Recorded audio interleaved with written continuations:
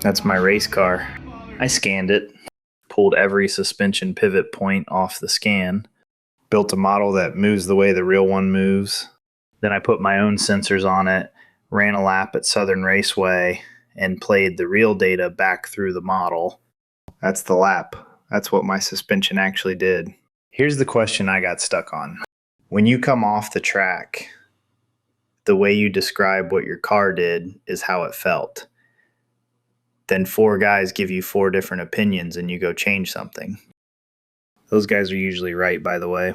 Decades of feel is a real thing. But I wanted to see it. Not a chart, not a number. The actual geometry, moving on my actual car.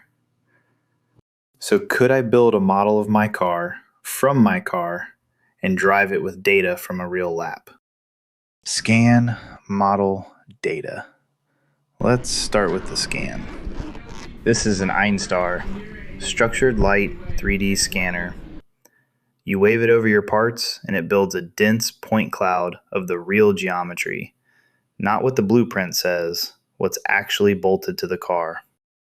Things that scan great, anything with features or texture. The spindle is perfect. Things that scan terrible, anything shiny, anything black, anything down in a hole.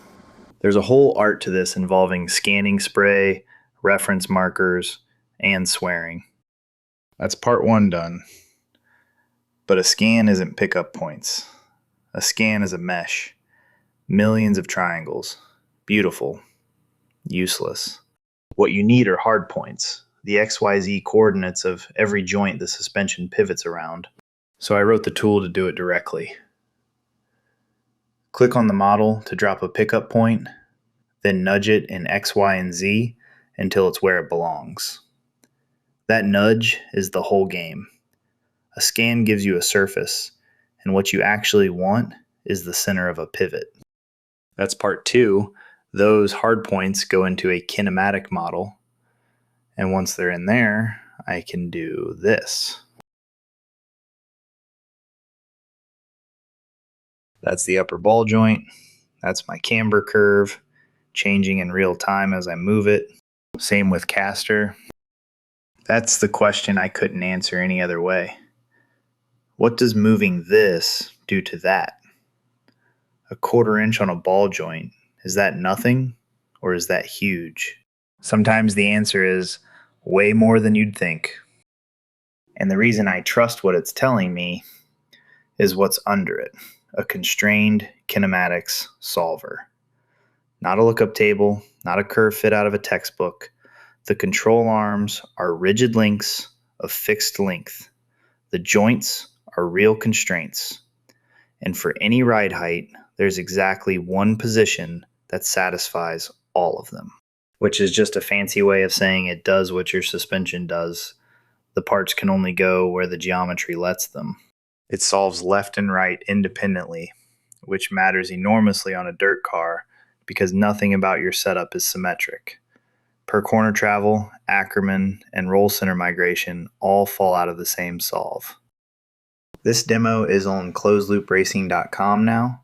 If you happen to have a scan of your car, go try it out, or just go mess around with it with my car.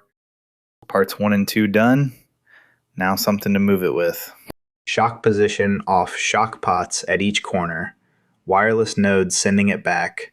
RaceBox Micro for GPS and lap timing.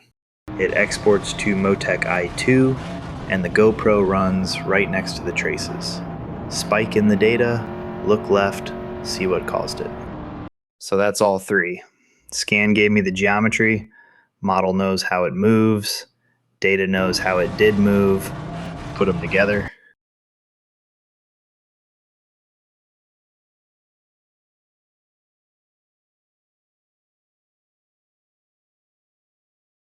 That's a real lap.